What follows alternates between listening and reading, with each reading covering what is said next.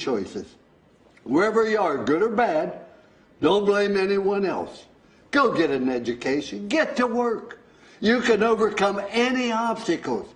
And always remember that in this great country of ours, anyone can amount to something special. I live by those principles of hard work and responsibility my whole life, living out the American story. And it works. But there are people today, like politicians, professors, protesters, and of course President Trump's naysayers in the media who like to blame others for problems. They don't have pride in our country. And because they no longer ask, what can I do for my country? Only what the country should be doing for them. They don't have pride in themselves. That's wrong. When I was an officer in the Army, I served with so many great Americans who embraced their responsibility to our country. I'm so proud of their sacrifices and the opportunity it has provided for so many millions. America remains a land of opportunity, no matter what the other side says or believes. You know, there's a statue of me at Notre Dame. I guess they needed a place for the pigeons to land. But if you look closely, you will see these three words there: trust, commitment, and love. All my life, I've made my choices based on these three words.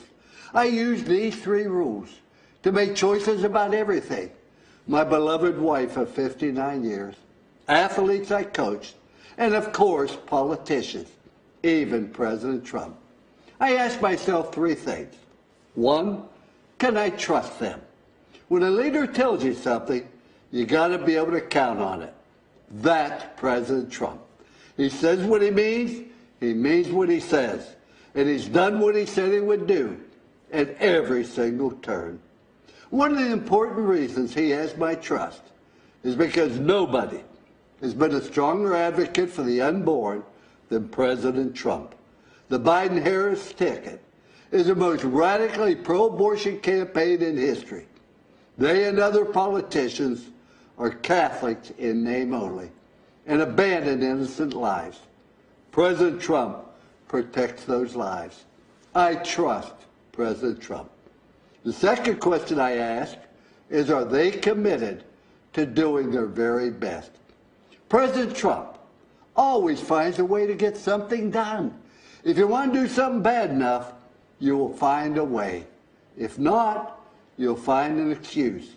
And excuses are a lot easier to find than solutions. President Trump finds solutions. President Trump is committed. And the third question I ask is, do they love people? Do they care about others? To me, this is very clear.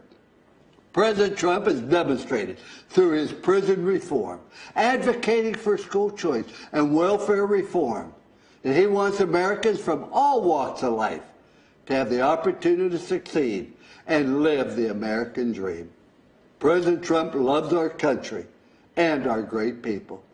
Trust, commitment, and love. In President Trump, we have a president we can trust, who works hard at making America greater and who genuinely cares about people. If I apply this test to Joe Biden, I can't say yes to any of these three questions. I used to ask our athletes at Notre Dame, if you did not show up, who would miss you and why? Can you imagine what would happen to us if President Trump had not shown up in 2016 to run for president? I'm so glad he showed up. Thank you for showing up, Mr. President. I encourage everyone who loves this country, who loves America, to show up in November for President Trump. Thank you.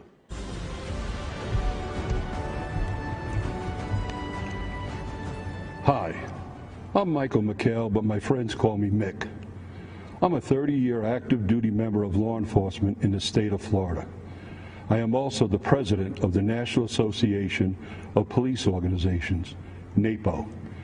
Our organization recently endorsed Donald Trump for re-election as President of the United States.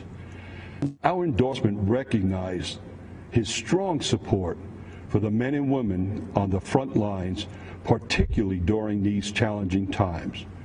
We value his support of aggressive federal prosecution of those who attack our police officers, his signing of the Law Enforcement Mental Health and Wellness Act, and his support for permanently authorizing funds to support 9/11 first responders and their families.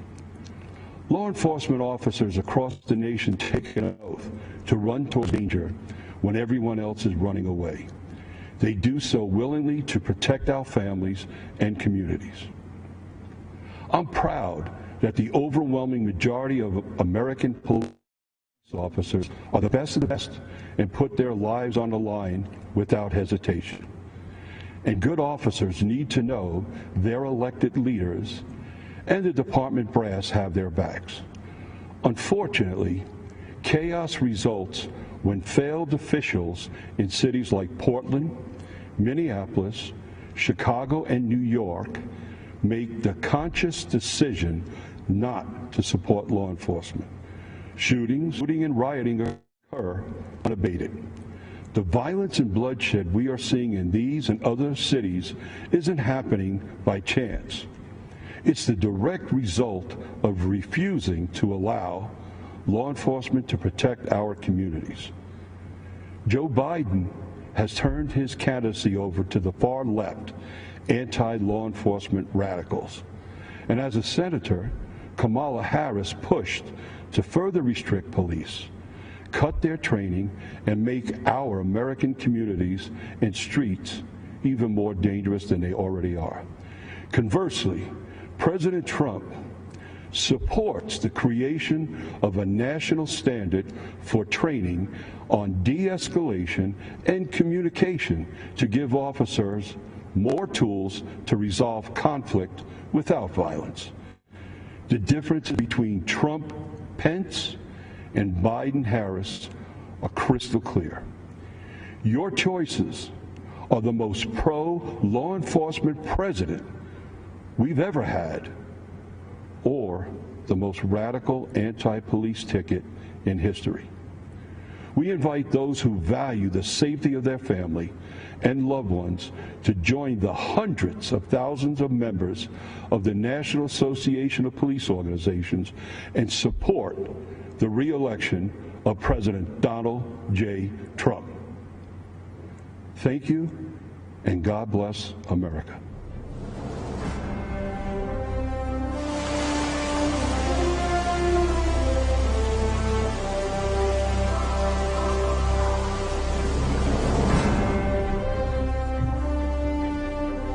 I'm Congresswoman Elise Stefanik, and I am honored to represent New York's 21st Congressional District, the cradle of the American Revolution. It's where almost 250 years ago, brave patriots fought in the battles of Saratoga to turn the tide of the Revolutionary War. It's where 40 years ago in Lake Placid, a team of amateur hockey players out-hustled, out-skated, and defeated the Soviet Union, stunning the world and giving us the unforgettable Miracle on Ice.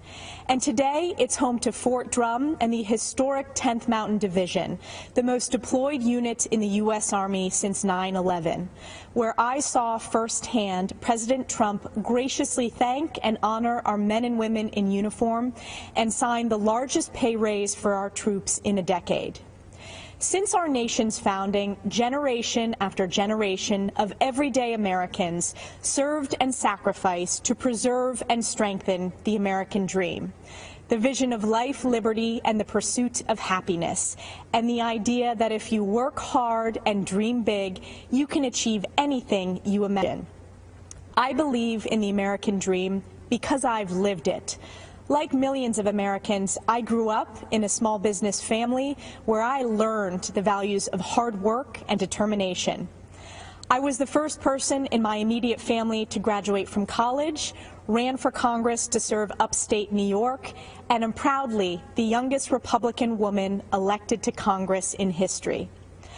I am honored to support President Trump for re-election because I know that he is the only candidate who will stand up for hardworking families and protect the American dream for future generations. Since his first day in office, President Trump has fought tirelessly to deliver results for all Americans, despite the Democrats' baseless and illegal impeachment sham and the media's endless obsession with it. I was proud to lead the effort standing up for the Constitution, President Trump, and most importantly, the American people. This attack was not just on the president. It was an attack on you, your voice, and your vote. But the American people were not swayed by these partisan attacks. Our support for President Trump is stronger than ever before. We know what's at stake in this historic election. Americans from all walks of life are unified in support of our president. It's why more Republican women than ever are running for office this year. We understand that this election is a choice between the far-left Democratic socialist agenda versus protecting and preserving the American dream. President Trump is working to safely reopen our Main Street economy. He understands that the engine of our country is fueled by the ingenuity and determination of American workers, entrepreneurs, and small businesses. Joe Biden wants to keep them locked up in the basement and crush them with $4 trillion in new taxes. We face a critical choice. Joe Biden's far-left failed policies of the past 47 years, or President Trump, who will stand up for the American people and the Constitution. I believe in the wisdom and spirit of the American people to elect the only candidate who is capable of protecting the American dream, President Donald J. Trump. Thank you to the North Country for the opportunity to serve as your voice supporting his re-election. God bless the United States of America, the greatest country on earth.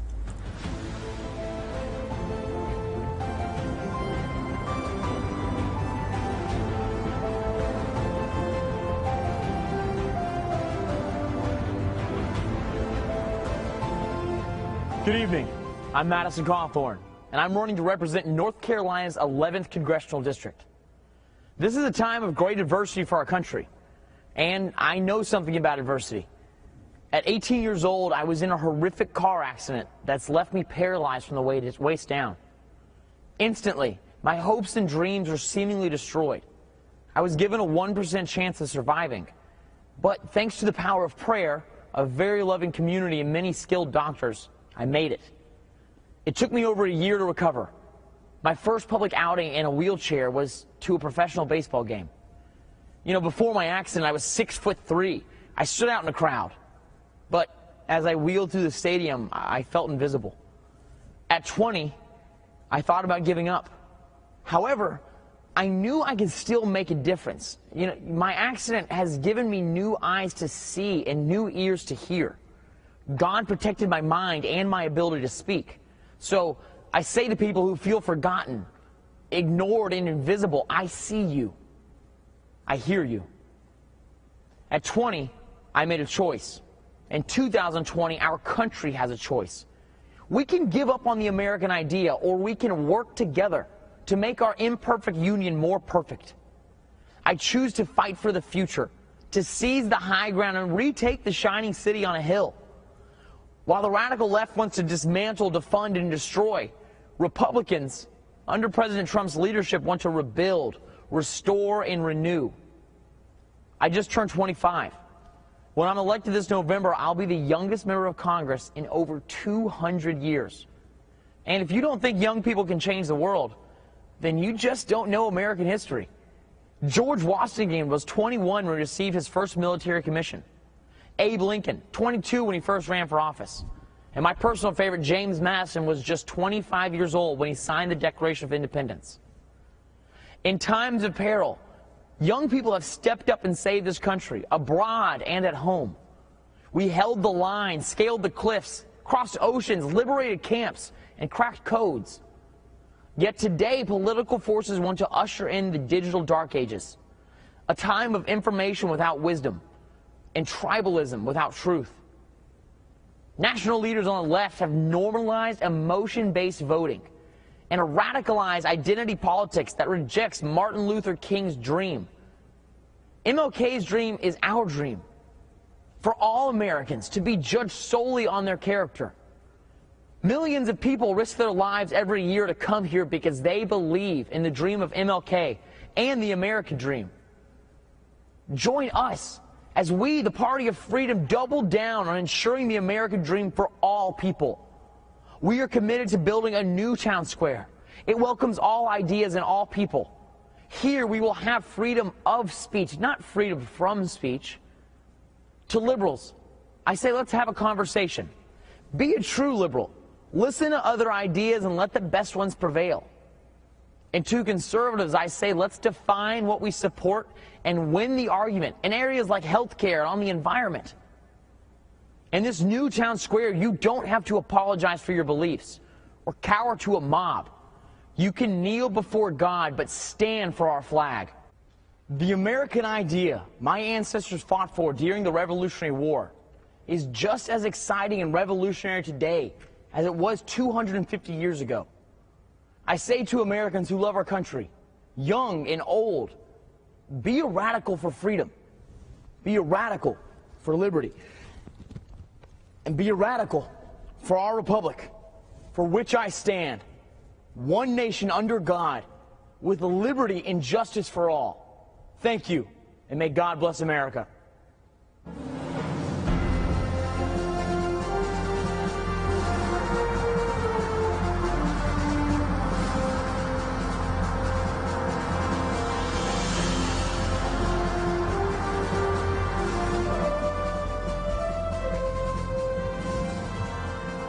I'm Jack Brewer, a former three-time NFL team captain, college professor, coach, husband, son, and father.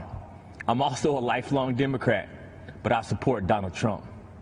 Let me be clear, I didn't come here for the popularity or the praise, the likes or the retweets. I'm here as a servant to God, a servant to the people of our nation, and a servant to our president. I grew up in Grapevine, Texas, a town that my great-grandfather was the first black man to settle as a sharecropper in 1896.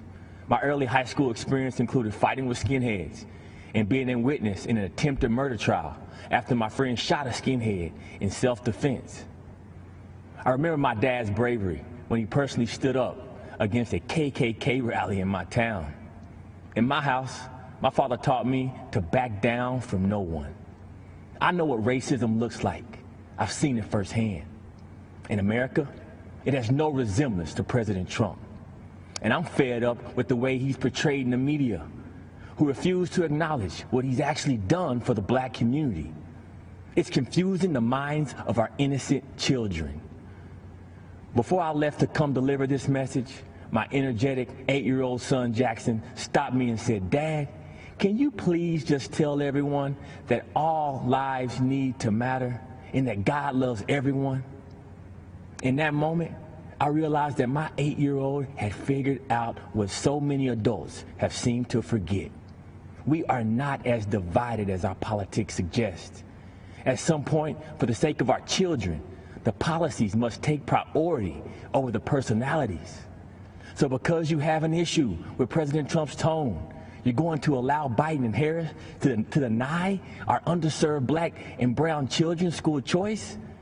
Are we so offended by the president's campaign slogan, "Make America Great Again," that we're going to ignore that Joe Biden and Kamala Harris have collectively been responsible for locking up countless black men for nonviolent crimes?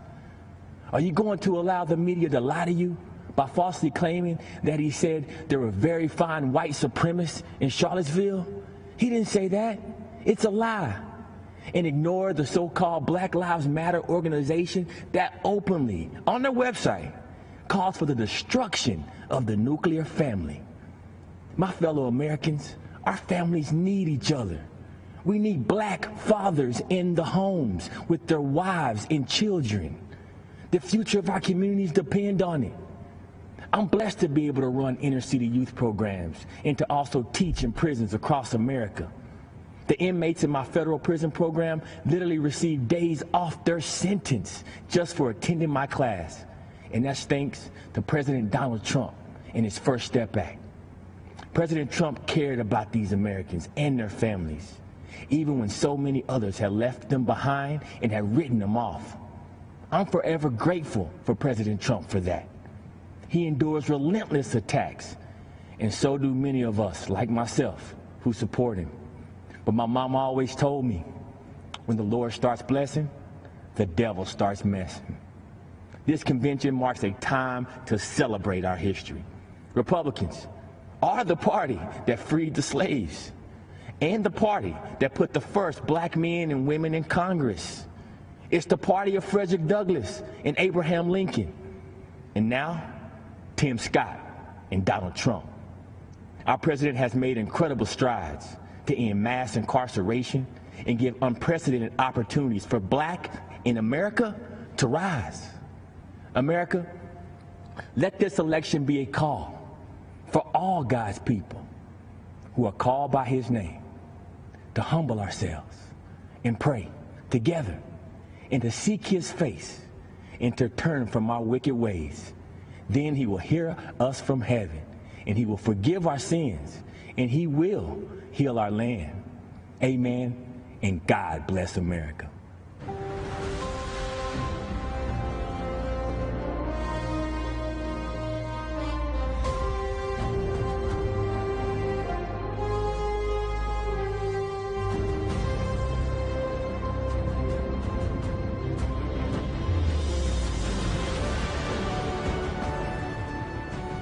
Greetings.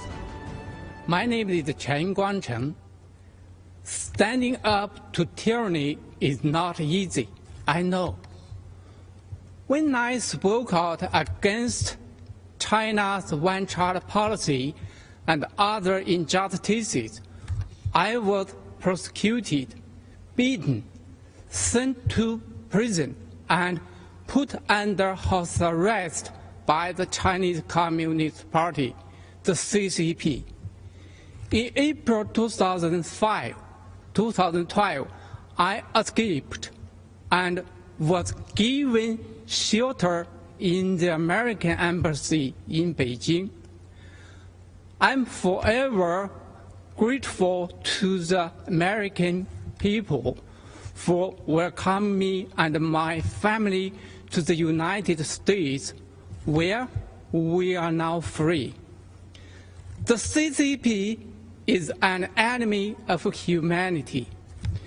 It is terrorizing its own people, and it is threatening the well-being of the world.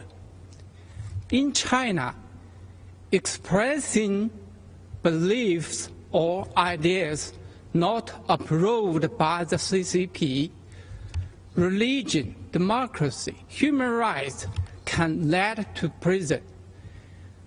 The nation lives under mass surveillance and censorship. The U.S. must use its values of freedom, democracy, and the rule of law to gather a coalition of other democracies to stop CCP's aggression.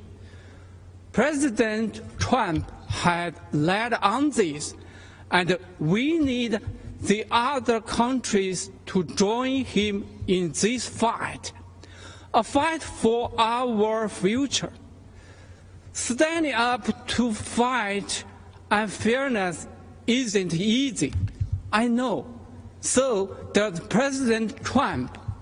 But he has shown the courage to wage that fight. We need to support, vote, and fight for President Trump for the sake of the world. Thank you.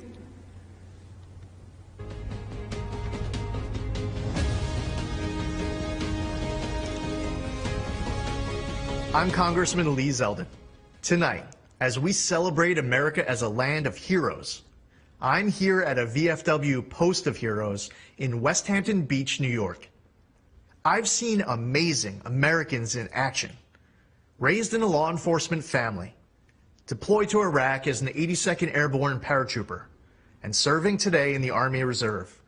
My generation of post-9/11 veterans has huge shoes to fill, following our greatest generation that fought tyranny and saved the world. All over our country, everyday heroes serve and sacrifice for the greater good. Farmers, truckers, craftsmen, these heroes keep America running, and President Trump fights for them every day.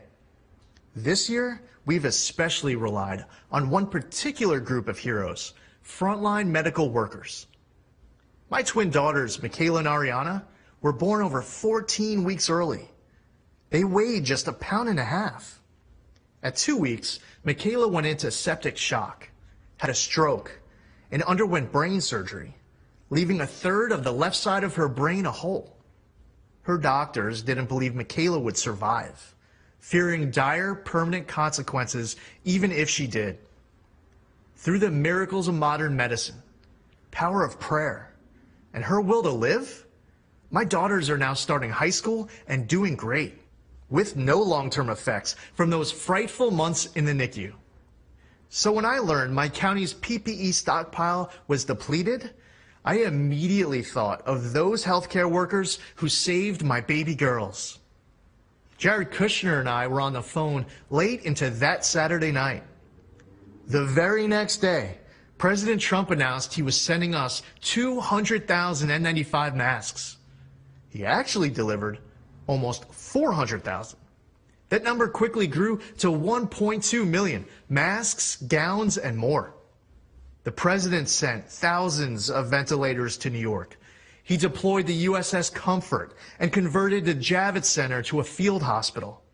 His administration authorized our lab testing requests at blinding speed. During a once-in-a-century pandemic, an unforeseeable crisis sent to us from a faraway land, the president's effort for New York was phenomenal. For our nation to emerge even stronger, more prosperous, freer, and more secure than ever. To make our country greater than ever before, we must re-elect President Trump. We are the land of the free because of the brave. And we are the land of opportunity because we have a president who wants to empower the best of who we are to be the best of what we can be. There's never been a nation greater than ours. Never a people more resilient than ours. And never a future for America more promising than ours right now. Keeping America great is up to us, and losing is not an option. And I'm very proud to have President Trump in office here. He's the best we've ever had. He's done the most for any president ever has done. He's always there trying to take care of veterans, giving veterans what they need. The turnaround times have increased since Trump has taken over. You have to fight 15 years for benefits, but once he came into office, you had like 90 days. You turned your paperwork in, at least you had some kind of answer. I waited months for a signature on a piece of paper to get a prosthetic leg fixed, and now it's a lot better turnaround. But before, it was a 5-year waiting process to appeal. So how long do we have to wait for benefits? I waited 20 years to file. Rapidly was approved for medical, and then turned right around and got disability. I was thinking it was going to be several years worth of waiting to hear. He's accomplished a lot in 3.5 years.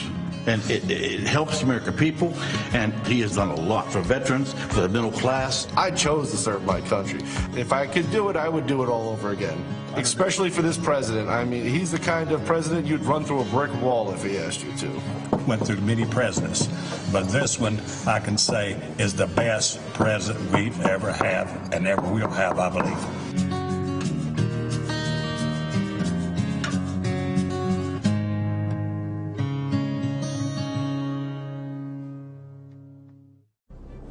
Hello, everyone, and thank you for inviting me into your home this evening. It's truly a privilege.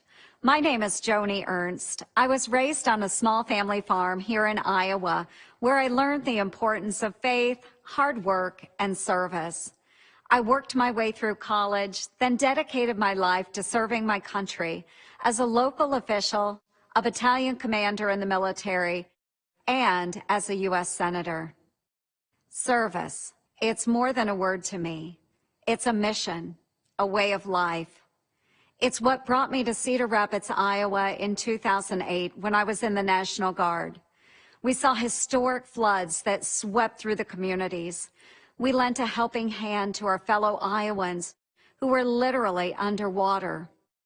We thought we had seen the worst, but 12 years later, these same communities have faced an even more devastating disaster, the recent derecho storm. If you don't live in Iowa, you may not have heard much about it at first. While reporters here in the state were in the trenches covering the equivalent of a Category 2 hurricane, most of the national media looked the other way. To them, Iowa is still just flyover country. Houses, farms were destroyed. About 1/3 of our crops here were damaged. In some cases, these storms wiped out a lifetime of work. And yet Iowa farmers didn't hesitate to grab their chainsaws and check on their neighbors. Our farmers live every day with that sense of service, the stewards of the land, the ones who feed and fuel the world. President Trump quickly signed an emergency declaration for Iowa to provide relief. And of course, when President Trump came to Cedar Rapids, the national media finally did too. For years, I've worked closely with the president for farmers in Iowa and across the country. We scrapped Obama and Biden's punishing waters of the United States rule, which would have regulated about 97% of land in Iowa, in some cases, even puddles. It would have been a nightmare for farmers. The president delivered on major trade deals with Japan and the United States-Mexico-Canada agreement. And he implemented the sale of E15 fuel year-round. That means more choices for you at the pump and more jobs for farmers in the heartland. This is something the Obama-Biden administration failed to do in 8 years. In fact, I can't recall an administration more hostile to farmers than Obama-Biden, unless you count the Biden-Harris ticket. The Democratic Party of Joe Biden is pushing this so-called Green New Deal. If given power, they would essentially ban animal agriculture and eliminate gas-powered cars. It would destroy the agriculture industry, not just here in Iowa, but throughout the country. When the pandemic hit, President Trump heard us in our call for assistance for our farmers. Knowing we have an ally in the White House is important. Folks, this election is a choice between two very different paths: freedom, prosperity, and economic growth under a Trump-Pence administration, or the Biden-Harris path, paved by liberal coastal elites and radical environmentalists, an America where farmers are punished, jobs are destroyed, and taxes crush the middle class. That is our choice, and it's a clear one. Thank you, and God bless.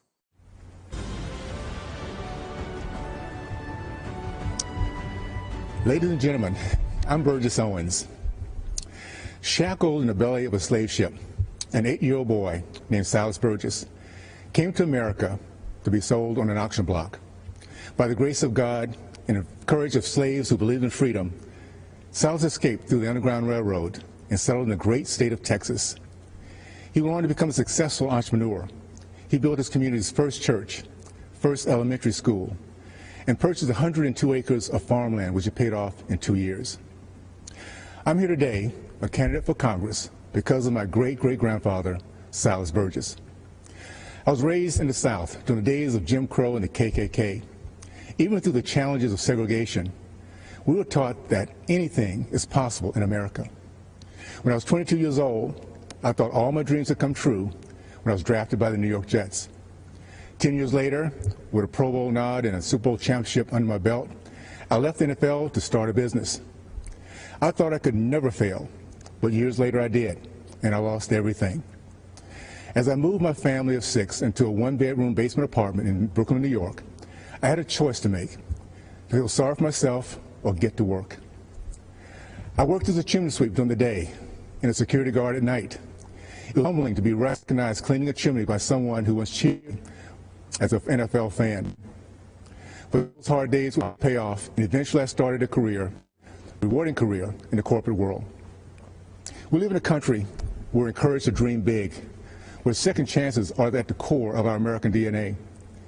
We don't hear that same message from Nancy Pelosi's Congress. Career politicians, elitists, and even a former bartender want us to believe it's impossible. They want us to believe that what I did, what my great-great-grandfather did, is impossible for ordinary Americans. As patriots, we know better. This November, we stand at a crossroad. Mobs torch our cities while popular members of Congress promote the same socialism that my father fought against in World War II. We have a Democratic candidate for president who says that I'm not black if I don't vote for him. Now more than ever, we need leaders who stand by their principles and won't compromise their values for political opportunities. Now more than ever, we need leaders who will stand up to the lawlessness supported by the radical left. This November, we have an opportunity to reject the mob mentality and once again be the America that my great-great-grandfather believed in. During the Trump administration, business ownership among blacks, Hispanics, and females have reached all-time highs. Those same groups enjoyed record-low unemployment and unprecedented prosperity, and we're just getting started. I'm running for Congress because we don't need more career politicians. We need a few more chimney sweeps. We need more leaders like President Trump who understand the freedoms that make up the fabric of America. My fellow Americans, specifically my Democrat and independent friends, it is now time for us to unite and put aside partisan barriers. Help us win back the House, keep the Senate, and give our president 4 more years, and I promise you, we will make you proud. Thank you, and God bless the United States of America.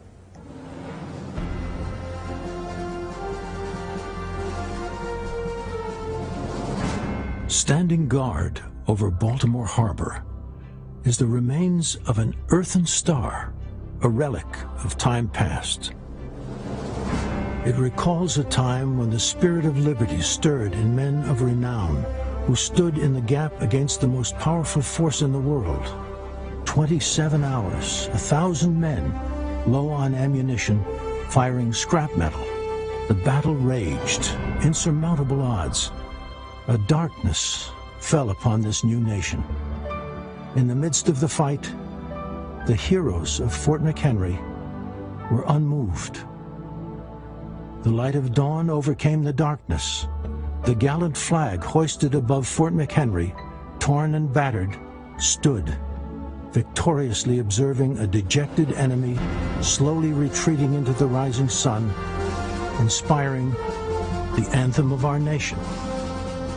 The spirit of liberty, not to be denied, the earthen star, Fort McHenry, a reminder of those brave patriots who, having done all, stood and prevailed.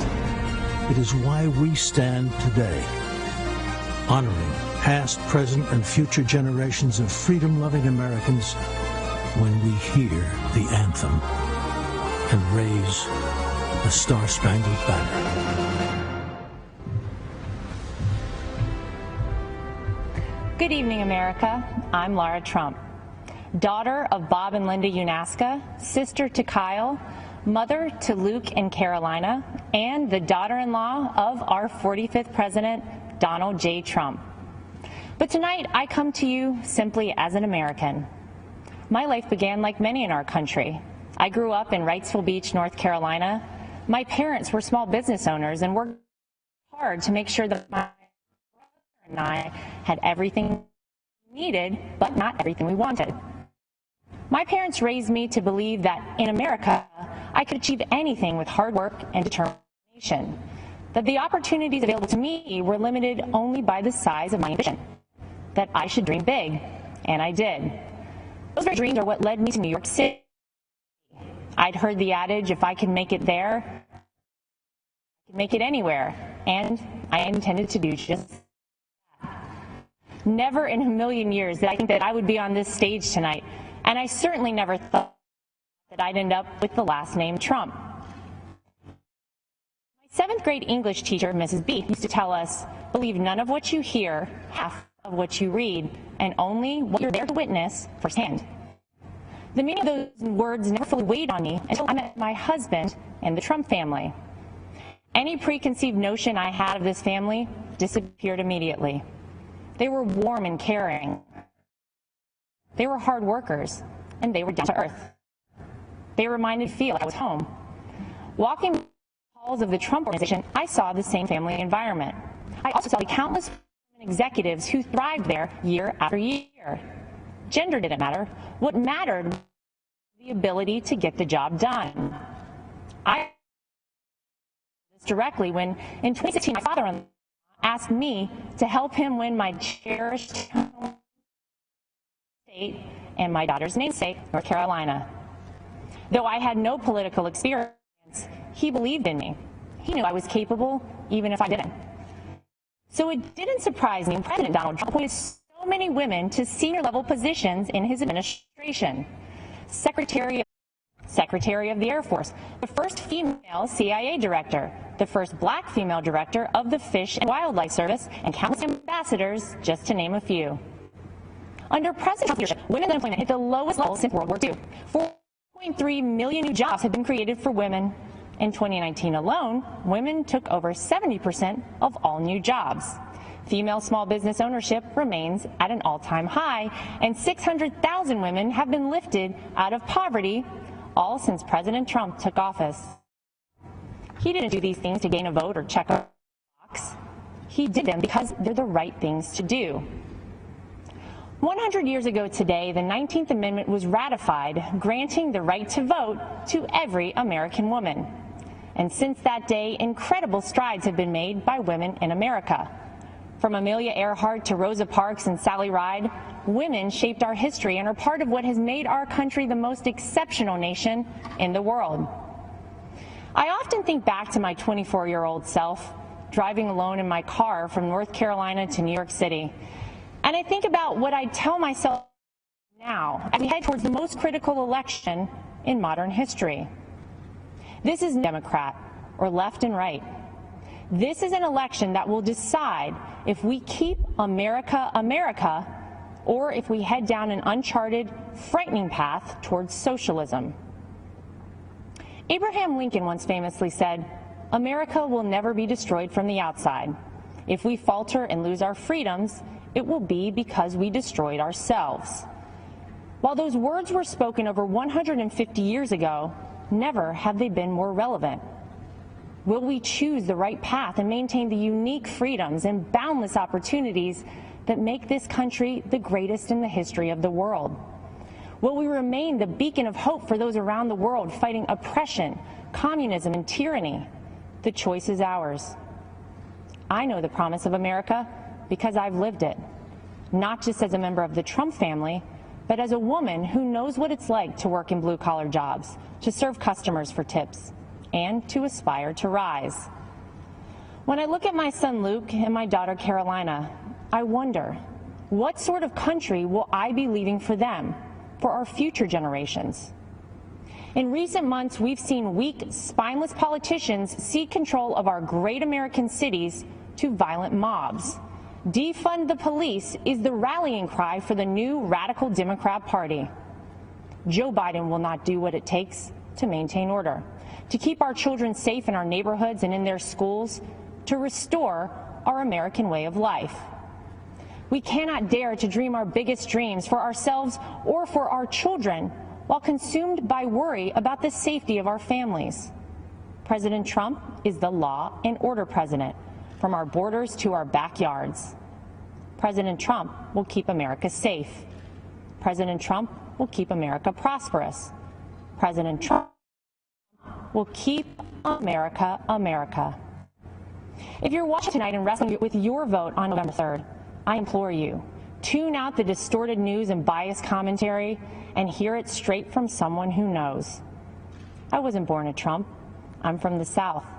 I was raised a Carolina girl. I went to public schools and worked my way through a state university. Mrs. B from my 7th grade English class was right.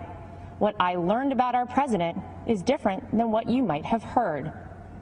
I learned that he's a good man, that he loves his family, that he didn't need this job, that no one on earth works hard for the American people, that he's willing to fight for his beliefs and for the people and the country that he loves. He is a person of conviction. He is a fighter and will never stop fighting for America. He will uphold our values. He will preserve our families. He will build upon the great American edict that our union will never be perfect until opportunity is equal for all, including and especially for women. Our 40th President, Ronald Reagan, said it best. The dreams of people may differ, but everybody wants their dreams to come true. And America, above all places, gives us the freedom to do that. It's up to us to keep this country a place where no dream is out of reach for our children and generations beyond. To my father-in-law, thank you for believing this.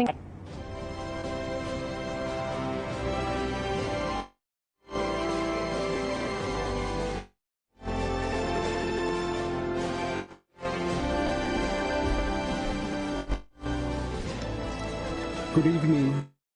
My name is Sam V. Heel. There is a hole in my heart since my beloved Jackie was taken from me. This is her story.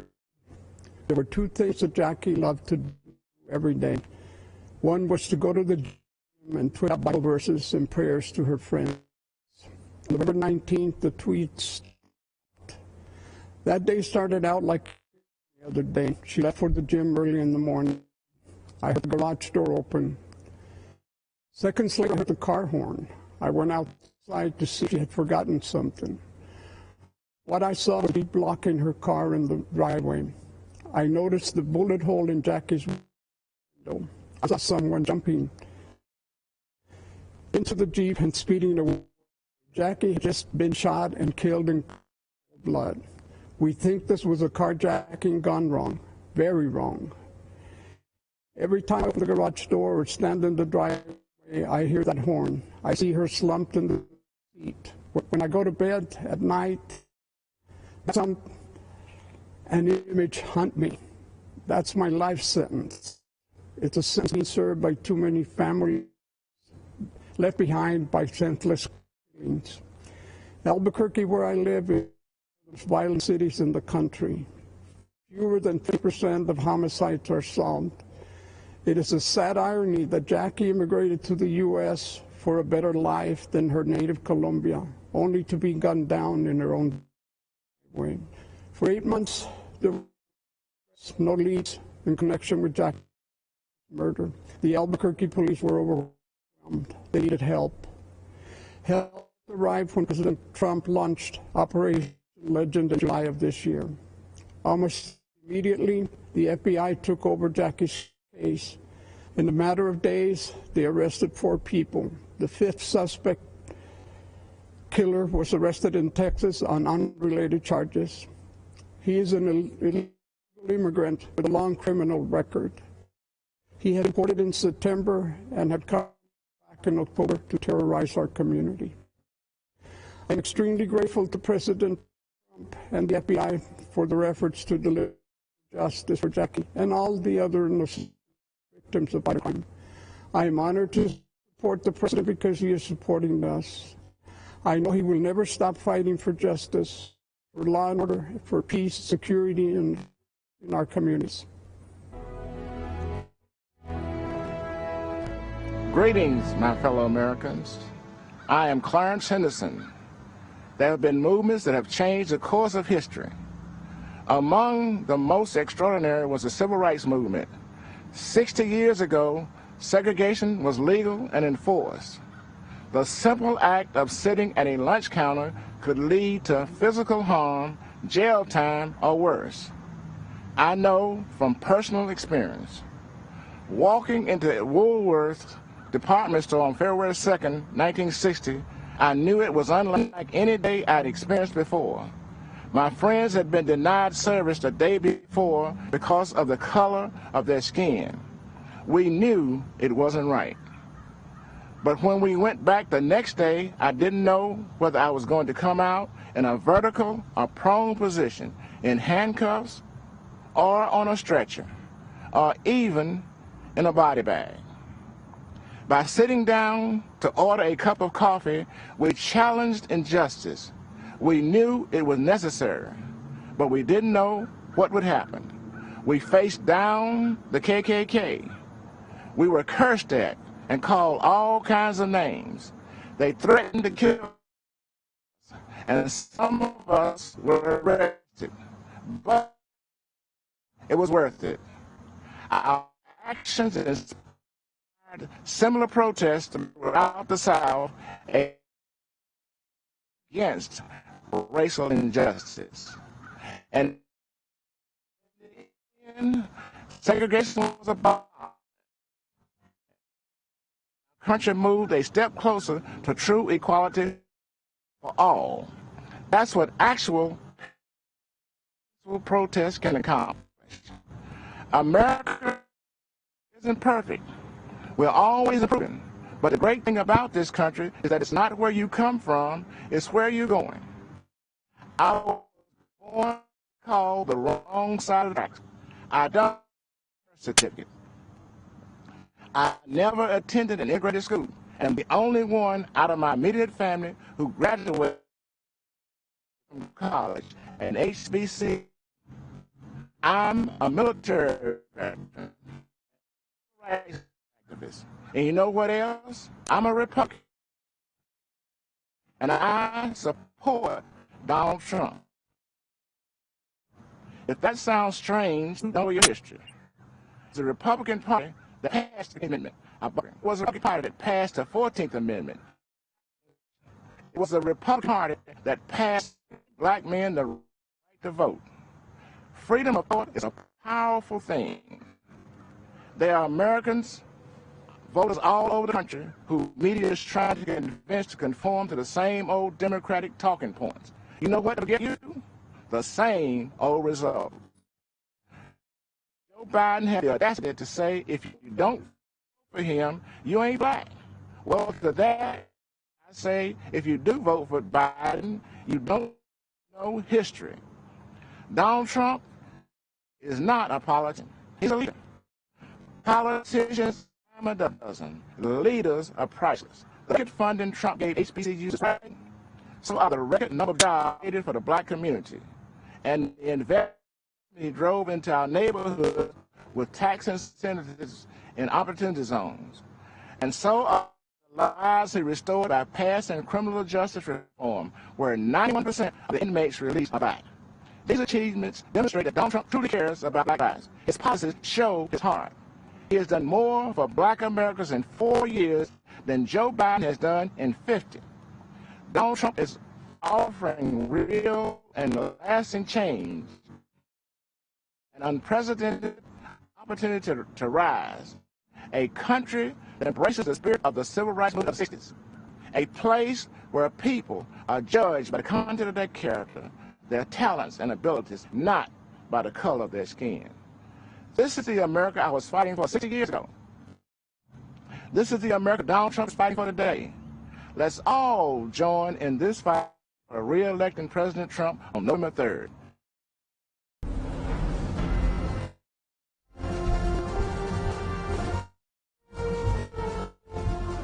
During the presidential primary debates 4 years ago, one outsider stood alone and said in public what most Americans thought in private. It was 14 years after the start of the war in Afghanistan and 12 years after the invasion of Iraq, where thousands of American troops had died and trillions in taxpayer dollars had been spent. And yet no candidate could bring themselves to admit that something had gone badly wrong with American foreign policy. The American voter the American soldier, and the American taxpayer had all been let down. Except for one, Donald Trump. He called America's endless wars what they were, a disaster. The media was shocked because Donald Trump was running for Republican. And yet he said out loud what we all knew, that American foreign policy was failing to make Americans safer. At the end of the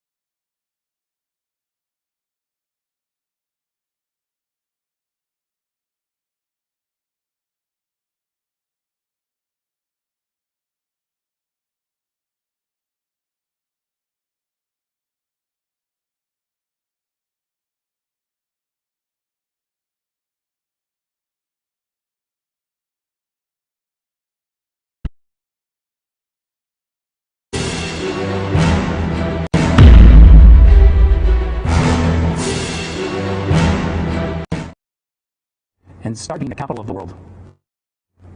As U.S. Ambassador to Germany, I had a front row seat to Donald Trump's America First policy. I wish every American could see how President Trump negotiates on their behalf. I watched President Trump charm the Chancellor of Germany while insisting that Germany pays NATO obligations. I was proud to witness President Trump say to foreign leaders, "I don't blame you for wanting America to pay for your security. I actually respect you for out-negotiating presidents before me." It stops with me. I won't let the American taxpayer be taken advantage of. Donald Trump's administration has always made clear that our priority is the American people's security. That's the job of all leaders, to put their people first. And we've seen how this strategy has succeeded. In 4 short years, Donald Trump has led even some Washington Democrats to agree on the Chinese threat, on trade deals that benefit Americans, on alliances that share. In 4 years, he brought us home, rebuilt the peace to American safer. The Washington elites want it immoral, and so they call it nationalist. Tells you all you know. The DC, when they call a nationalist, they're insulting him, as if the American president isn't supposed to be America's national interests. A return to the Biden way of thinking means America gives the radical terrorist regime in Tehran a plane load of cash in the middle of the night. Well, see, President Trump also sent an aircraft in the middle of the night to deal with Iran.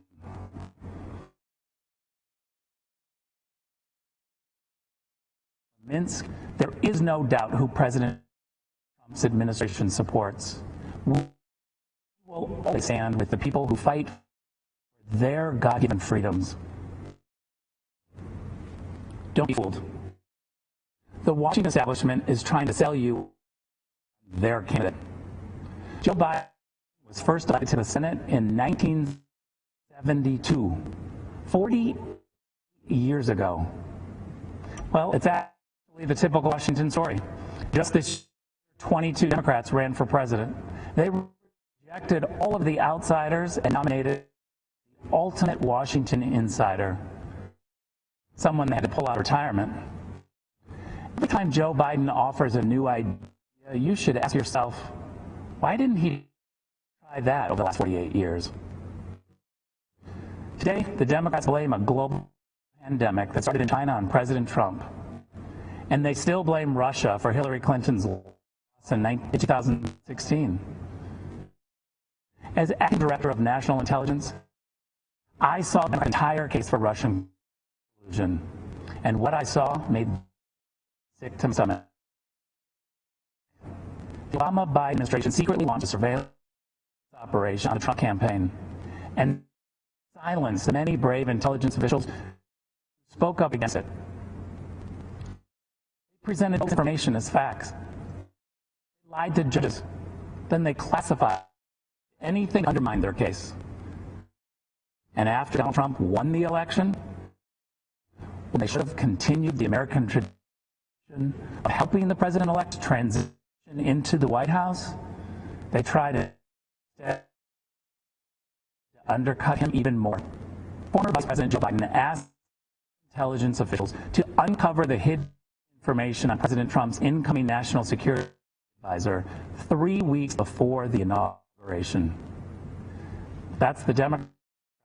Between surveillance, classifications, leaks, and puppet candidates, never want the American people to know who's actually calling the shots. But with Donald Trump, you always know exactly who is in charge. Because the answer is you're in charge. Lobbyists, not special interests, warmongers or China sympathizers or globalization fanatics. With Donald Trump, Mike Pence in the White House, the boss of the American people, President Trump rightly calls his foreign policy America First. America First does not advance the interests of one group of Americans at the expense of another. It has no bias about red or blue, educated or not educated, urban or rural. America First is simply the belief that politicians should focus on the equality and dignity of every American.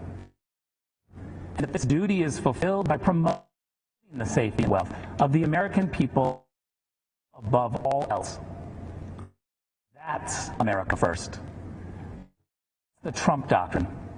And that, friends, is 4 more years.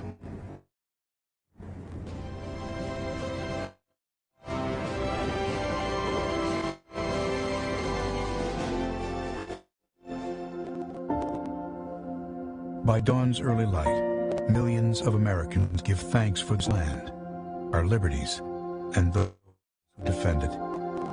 That same pride inspired the words of our national anthem, penned here as the smoke of battle lifted over 2 centuries ago.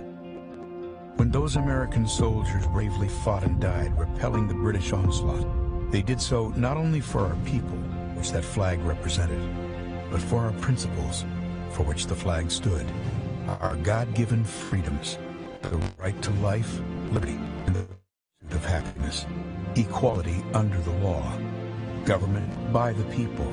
These are the threads that bind us together as Americans, for we are not a nation born of blood, but belief. And even though that old flag has sometimes been battered and beaten, faded and forgotten, fired upon and set ablaze, there are heroes throughout our history who have picked up those tattered strands, mended them, and raised our flag anew. Just as the soldiers at Fort Henry fought in defense of the beliefs that bind us today, there are new leaders who have devoted their life to do the same.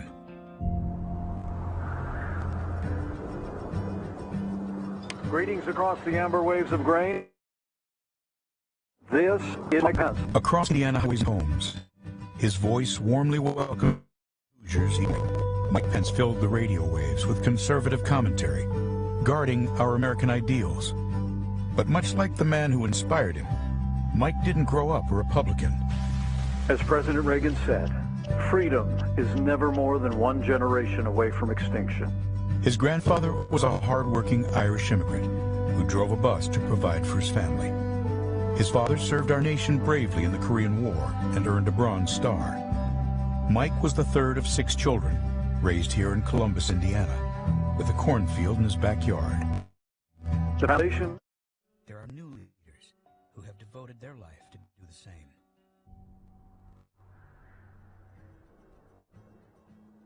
Greetings across the amber waves of grain. This is Mike Pence. Across Indiana highways and homes, His voice warmly welcomed Hoosiers each morning. Mike Pence filled the radio waves with conservative commentary, guarding our American ideals.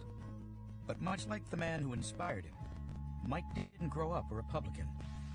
As President Reagan said, freedom is never more than one generation away from extinction.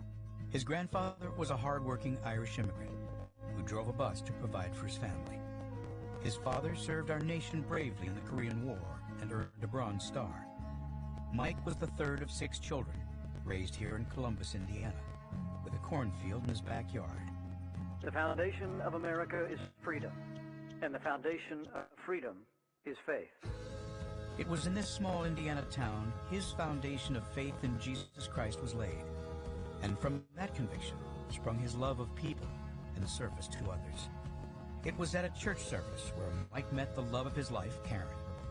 They married and have 3 children, Michael, Charlotte, and Audrey. I'm a Christian, a conservative, and a Republican, in that order. Mike became the president of a free market think tank, the host of a statewide conservative radio show, and then a congressman. In Washington, Mike quickly became known as a foremost defender of freedom. He led conservatives in the fight to protect our time-honored values of family, faith, life, liberty, and limited government. Our nation's strength begins at home, because strong families make a strong America. Mike earned the trust of the people of his state and became the 50th governor of Indiana. He delivered the largest state tax cut in Indiana history, expanded school choice, led the country in manufacturing, and helped more Hoosiers get to work than ever before. But he wasn't through. ABC News has learned that Donald Trump will choose Indiana Governor Mike Pence to be his running mate. I would like to introduce a man who I truly believe will be the next Vice President of the United States, Governor Mike Pence. As our Vice President, Mike Pence has held tightly to those threads of freedom woven through our history. Leading with those principles alongside President Trump, our nation experienced prosperity like never before.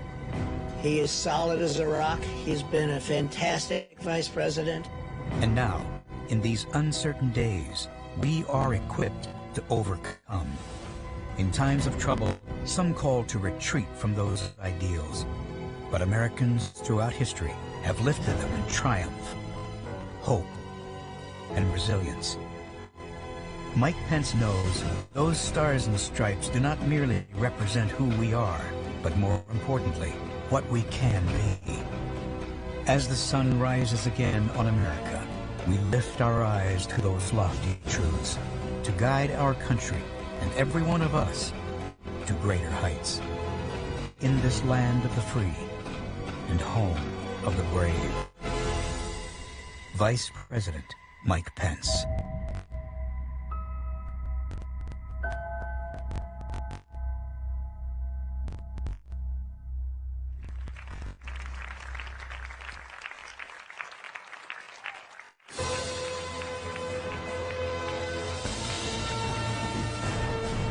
Please welcome the Vice President of the United States, Mike Pence, accompanied by the Second Lady, Mrs. Karen Pence.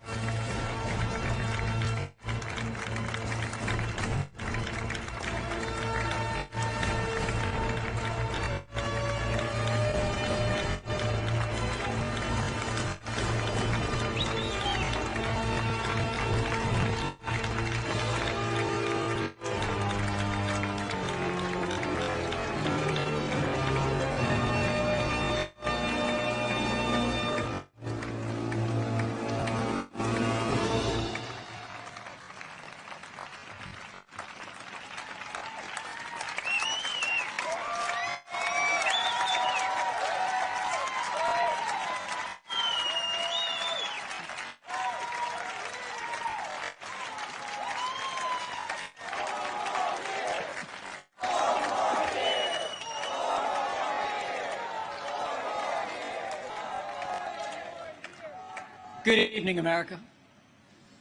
It's an honor to speak to you tonight from the hallowed grounds of Fort McHenry, the site of the very battle that inspired the words of our national anthem.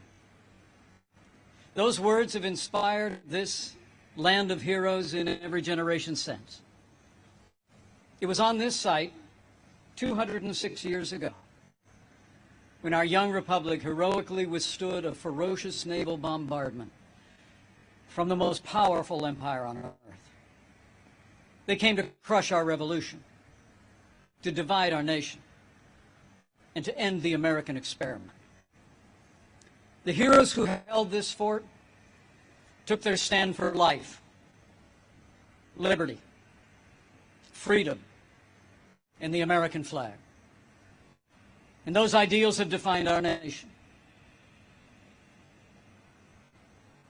But they were hardly ever mentioned at last week's Democratic National Convention. Instead, Democrats spent 4 days attacking America. Joe Biden said that we were living through a season of darkness. But as President Trump said, where Joe Biden sees American darkness, we see American greatness.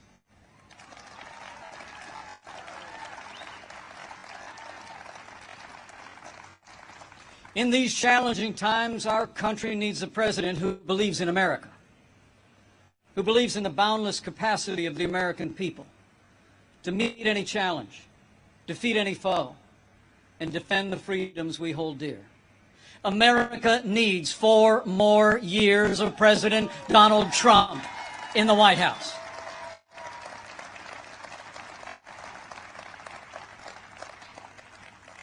Before I go further, allow me to say a word to the families and communities in the path of Hurricane Laura.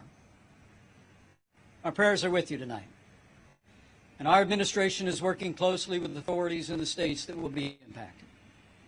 FEMA has mobilized resources and supplies for those in harm's way.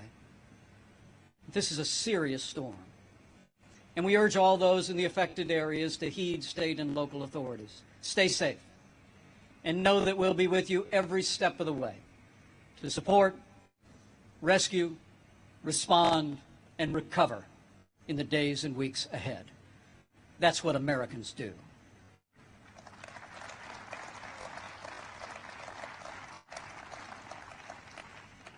Four years ago, I answered the call to join this ticket because I knew that Donald Trump had the leadership and the vision to make America great again. And for the last 4 years, I've watched this president endure unrelenting attacks, but get up every day and fight to keep the promises that he made to the American people. So with gratitude for the confidence President Donald Trump has placed in me, the support of our Republican Party, and the grace of God, I humbly accept your nomination to run and serve as Vice President of the United States.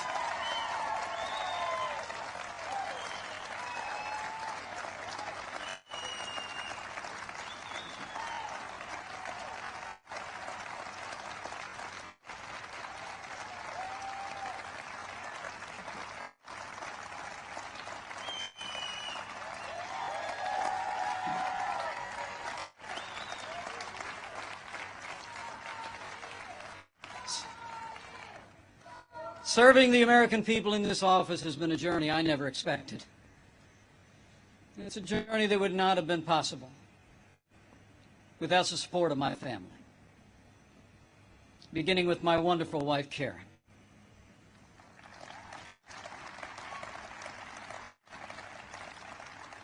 She's a lifelong school teacher, an incredible mother to our 3 children.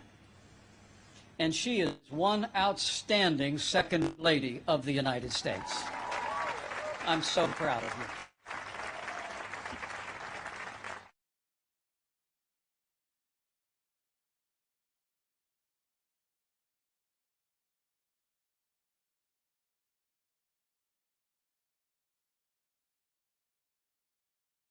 She is the daughter of an Irish immigrant, 87 years young. And Mom follows politics very closely. And the truth be told, sometimes I think I'm actually her second favorite candidate on the Trump-Pence ticket. Thank you, Mom. I love you. Over the past 4 years, I've had the privilege to work closely with our president. I've seen him when the cameras are off. Americans see President Trump in lots of different ways. But there's no doubt how President Trump sees America. He sees America for what it is. A nation that has done more good in this world than any other. That has done more good in this world than any other. A nation that deserves far more gratitude than grievance.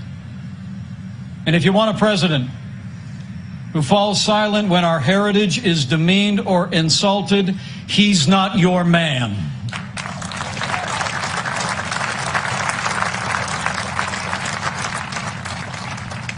Now, we came by very different routes to this partnership. And some people think we're a little bit different.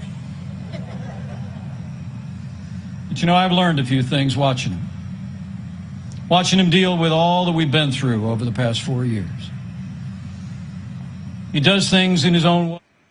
But there's no doubt how President Trump sees America. He sees America for what it is. A nation that has done more good in this world than any other. A nation that deserves far more gratitude than grievance. And if you want a president who falls silent when our heritage is demeaned or insulted, he's not your man.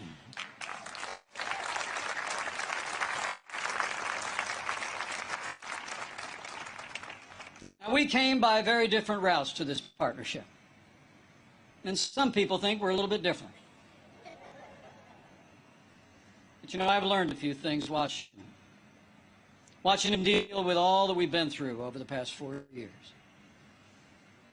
He does things in his own way, on his own terms. Not much gets past him. And when he has an opinion, he's liable to share it. He's certainly kept things interesting. But more importantly, President Donald Trump has kept his word to the American people.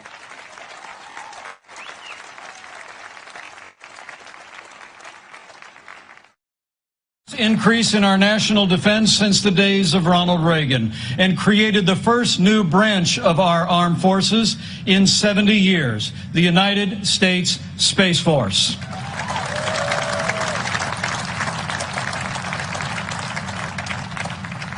And with that renewed energy, we also returned American astronauts to space on an American rocket for the first time in nearly 10 years.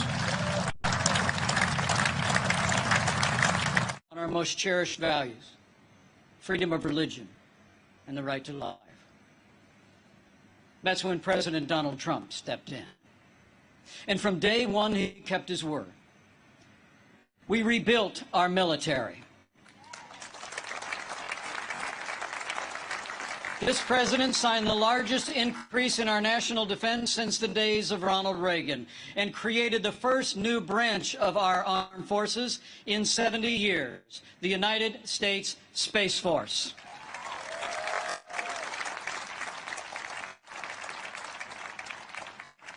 And with that renewed energy, we also returned American astronauts to space on an American rocket for the first time in nearly 10 years.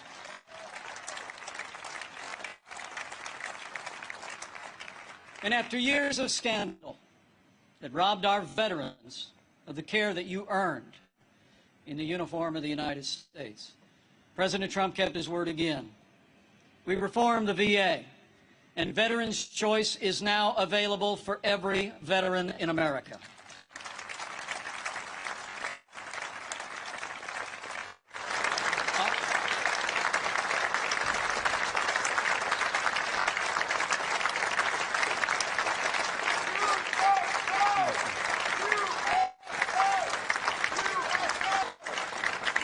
With heroes just like these, we defend this nation every day. And under this commander-in-chief, we've taken the fight to radical Islamic terrorists on our terms, on their soil.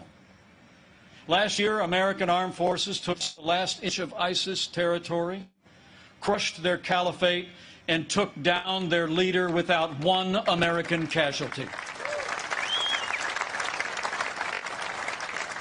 And I was there when President Trump gave the order to take out the world's most dangerous terrorist. Iran's top general will never harm another American because Qasem Soleimani is gone.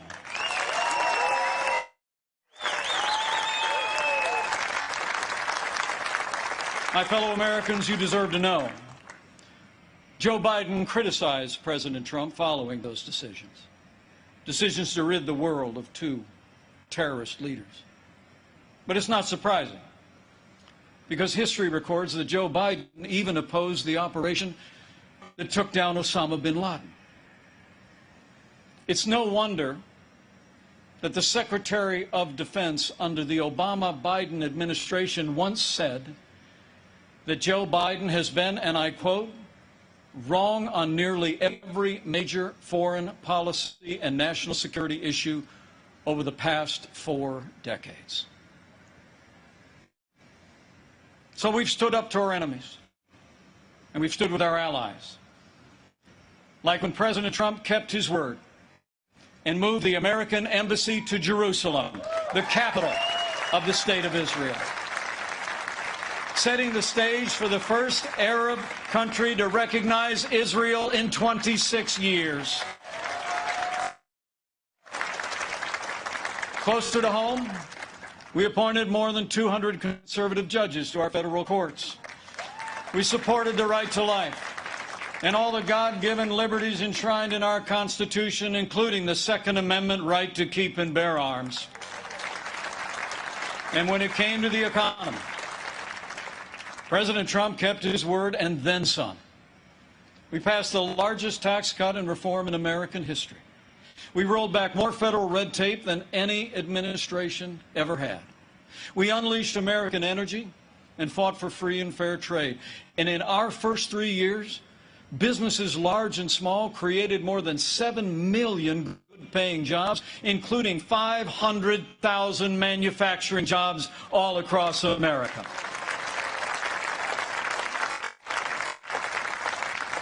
Our country became a net exporter of energy for the first time in 70 years.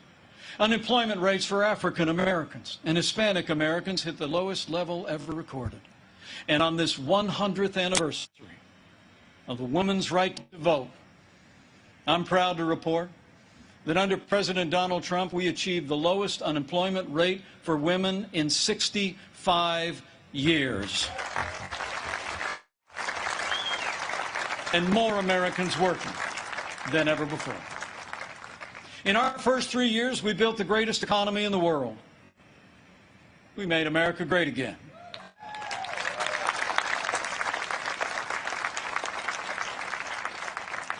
And then the coronavirus struck from China. Before the first case of the coronavirus spread within the United States, the President took unprecedented action and suspended all travel from China, the second largest economy in the world. Now, that action saved untold American lives. And I can tell you firsthand, it bought us invaluable time to launch the greatest national mobilization since World War II. President Trump marshaled the full resources of our federal government from the outset. He directed us to forge a seamless partnership with governors across America in both political parties. We partnered with private industry to reinvent testing and produce supplies that were distributed to hospitals around the land. Today, we're conducting more than 800,000 tests a day, and we have coordinated the delivery of billions of pieces of personal protective equipment for our amazing doctors, nurses, and healthcare workers.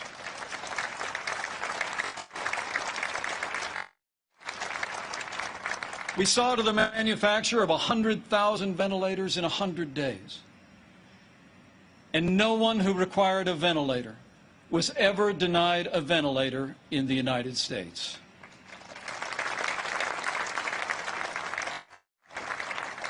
We built hospitals, surged military medical personnel and enacted an economic rescue package that saved 50 million American jobs.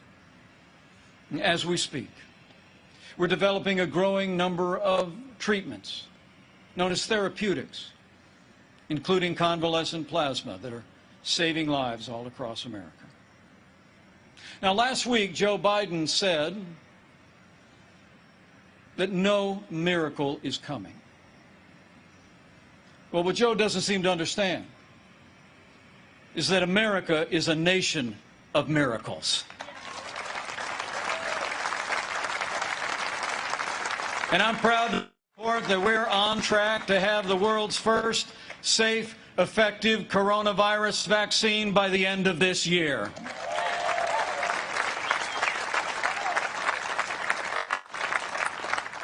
After all the sacrifice in this year, like no other, all the hardship, we're finding our way forward again. But tonight, our hearts are with all the families who've lost loved ones and have family members still struggling with serious illness. In this country, we mourn with those who mourn. We grieve with those who grieve. And this night, I know that millions of Americans will pause and pray for God's comfort for each of you. You know, our country doesn't get through such a time unless its people find strength within. The response of doctors, nurses, first responders, farmers, factory workers, truckers, and everyday Americans who put the health and safety of their neighbors first has been nothing short of heroic.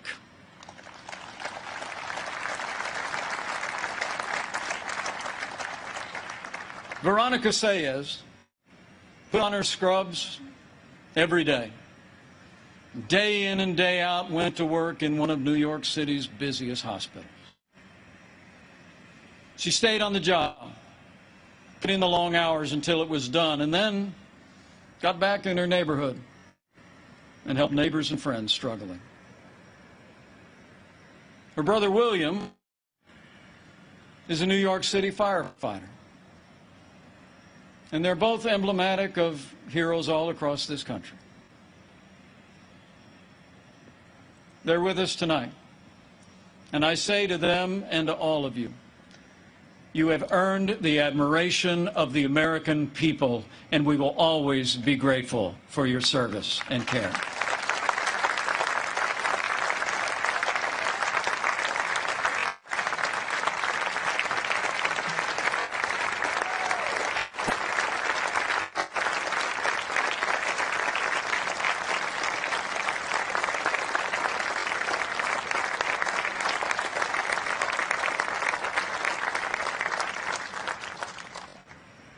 Thanks to the courage and compassion of the American people, we're slowing the spread. We're protecting the vulnerable. And we're saving lives. And we're opening up America again.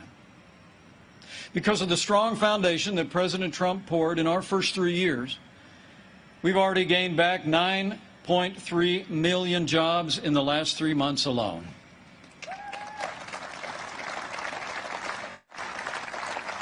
And we're not just opening up America again.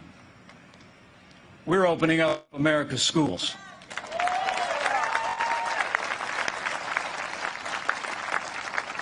And I'm proud to report that my wife, Karen, that school teacher I've been married to, will be returning to her classroom next week. And so to all of our heroic teachers and faculty and staff, thank you for being there for our kids. We're going to stay with you every step of the way.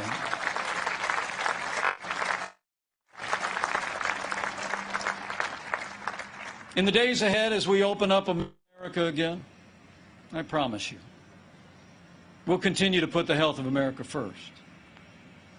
And as we work to bring this economy back, we all have a role to play. And we all have a choice to make. On November 3rd, you need to ask yourself, who do you trust to rebuild this economy? A career politician who presided over the slowest economic recovery since the Great Depression, or a proven leader who created the greatest economy in the world. The choice is clear. To bring America all the way back, we need 4 more years of President Donald Trump in the White House.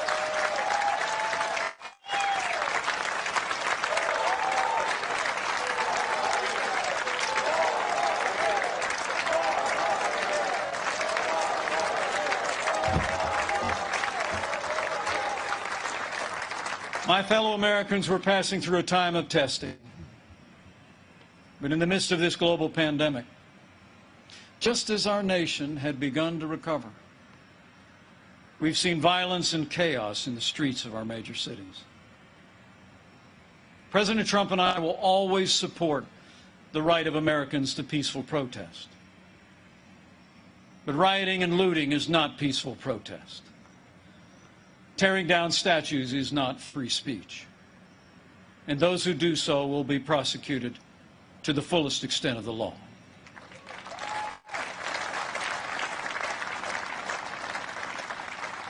Last week, Joe Biden didn't say one word about the violence and chaos in engulfing cities across this country.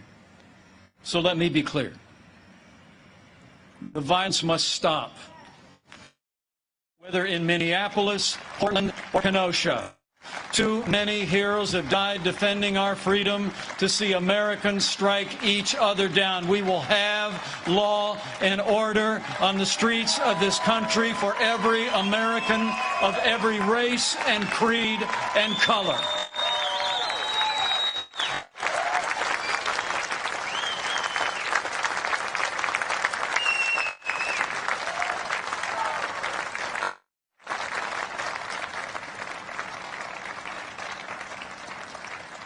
President Trump and I know that the men and women that put on the uniform of law enforcement are the best of us. Every day, when they walk out that door, they consider our lives more important than their own. People like Dave Patrick Underwood, an officer in the Department of Homeland Security's Federal Protective Service, who was shot and killed during the riots in Oakland, California. Dave's heroism is emblematic of the heroes that serve in blue every day. And we're privileged tonight to be joined by his sister Angela. Angela, we say to you, we grieve with your family. And America will never forget or fail to honor Officer Dave Patrick Underwood.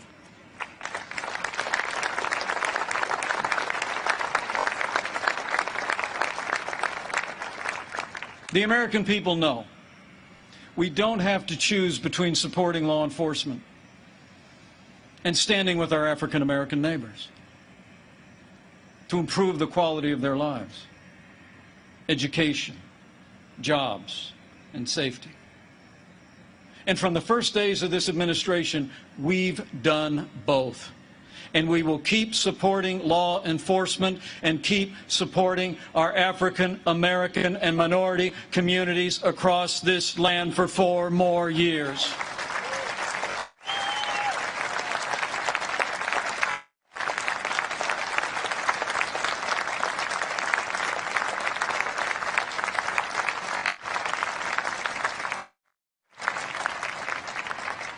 Joe Biden says that America is systemically racist and that law enforcement in America has, and I quote, an implicit bias against minorities.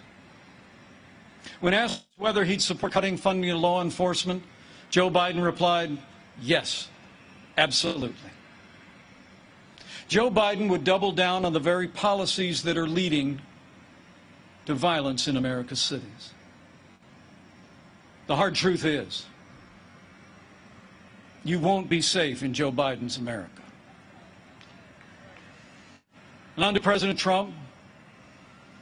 We will always stand with those who stand on the thin blue line, and we're not going to defund the police, not now, not ever.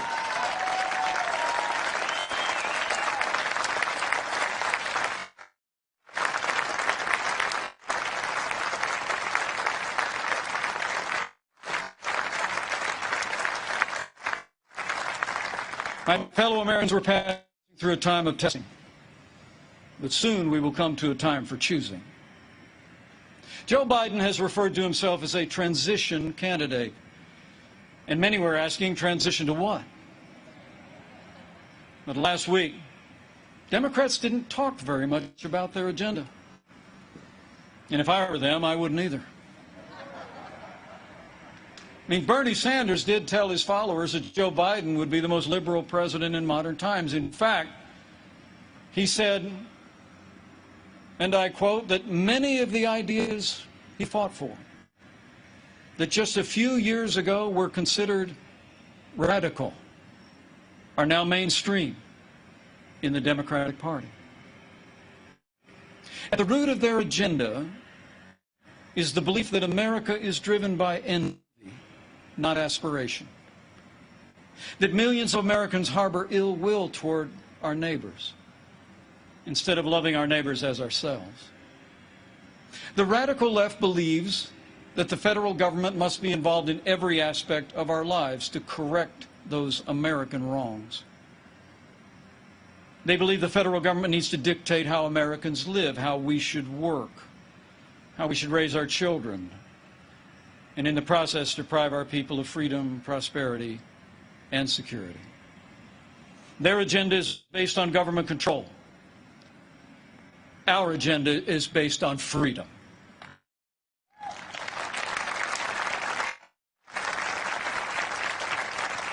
Where President Trump cut taxes, Joe Biden wants to raise taxes by nearly $4 trillion. Where this president achieved energy independence for the United States, Joe Biden would abolish fossil fuels, end fracking, and impose a regime of climate change regulations that would drastically increase the cost of living for working families. Where we fought for free and fair trade, and this president stood up to China and ended the era of economic surrender, Joe Biden has been a cheerleader for communist China. He wants to repeal all the tariffs that are leveling the playing field for American workers. And he actually criticized President Trump for suspending all travel to China at the outset of this pandemic. Joe Biden is for open borders, sanctuary cities, free lawyers and health care for illegal immigrants. And President Trump, he secured our border and built nearly 300 miles of that border wall.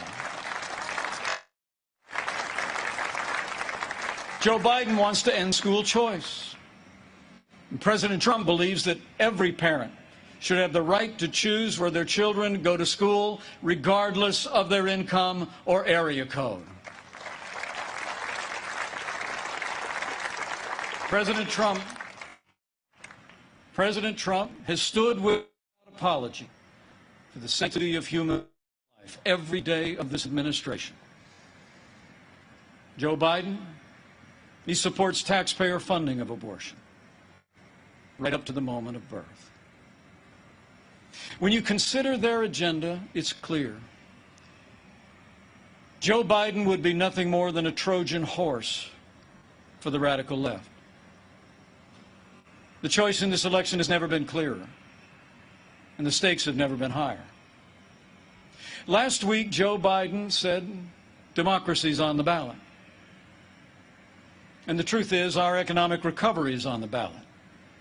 Law and order are on the ballot. But so are things far more fundamental and foundational to our country. In this election, it's not so much whether America will be more conservative or more liberal, more Republican or more Democrat. The choice in this election is whether America remains America. It's whether we will leave to our children and our grandchildren a country grounded in our highest ideals, of freedom, free markets, and the unalienable right to life and liberty, or whether we will leave them a country that's fundamentally transformed into something else. We stand at a crossroads, America.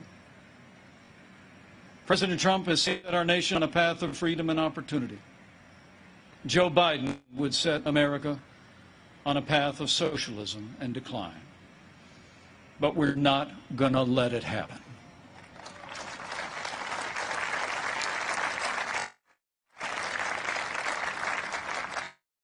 President Donald Trump believes in America and in the goodness of the American people, the boundless potential of every American to live out their dreams in freedom. And every day, President Trump has been fighting to protect the promise of America. Every day, our president has been fighting to expand the reach of the American dream. And every day, President Donald Trump has been fighting for you. And now it's our turn to fight for him.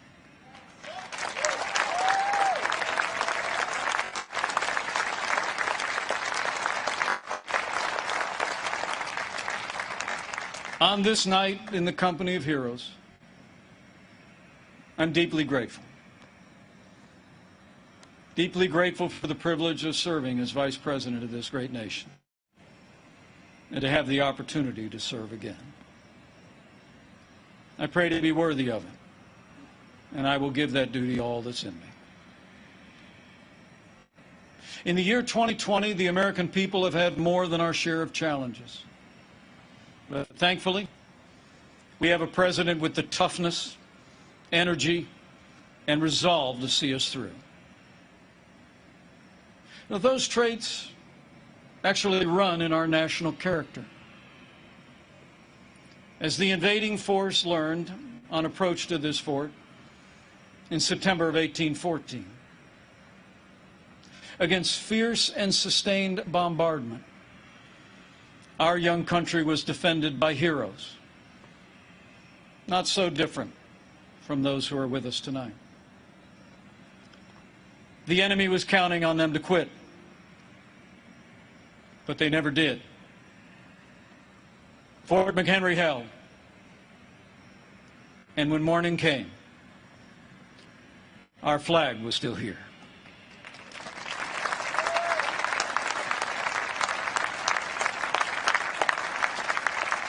My fellow Americans, we're going through a time of testing. But if you look through the fog of these challenging times, you will see our flag is still there today.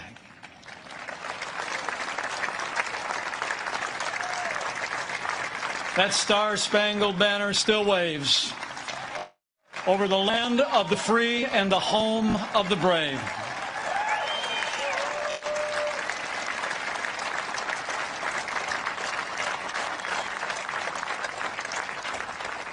From these hallowed grounds, American patriots in generations gone by did their part to defend freedom. Now it's our turn.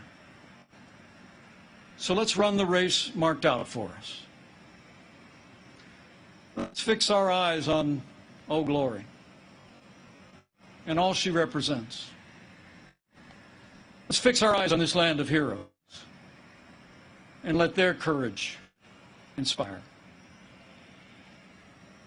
And let's fix our eyes on the author and perfecter of our faith and our freedom. And never forget that where the Spirit of the Lord is, there is freedom. That means freedom always wins.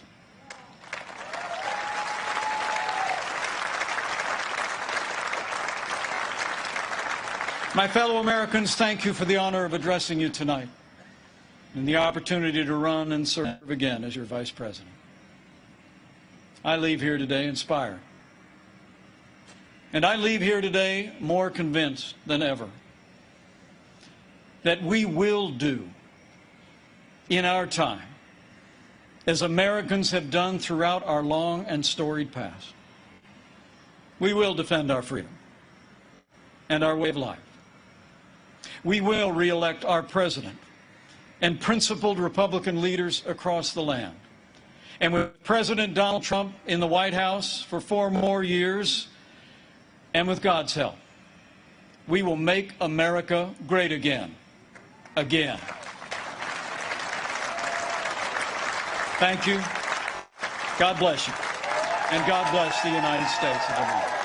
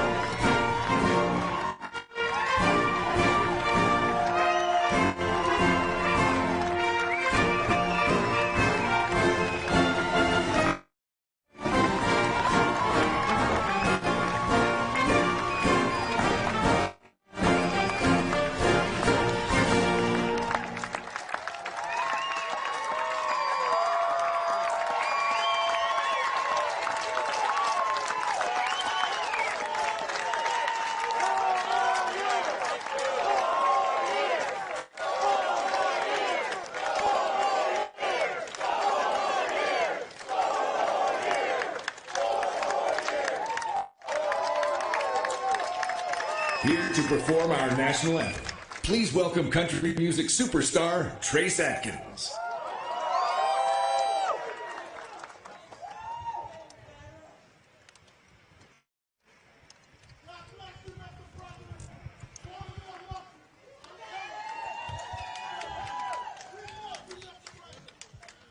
Oh, say, can you see by the dawn's early light what so proudly we hailed at the twilight's last gleaming, whose broad stripes and bright stars through the perilous fight o'er the ramparts we watched were so gallantly streaming, and the rocket's red glare, the bombs bursting in air, gave proof through the night that our flag was still there. Oh, say does that star-spangled banner yet wave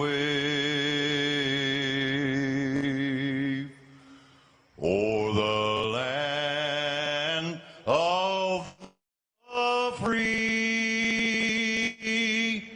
and the home of the brave.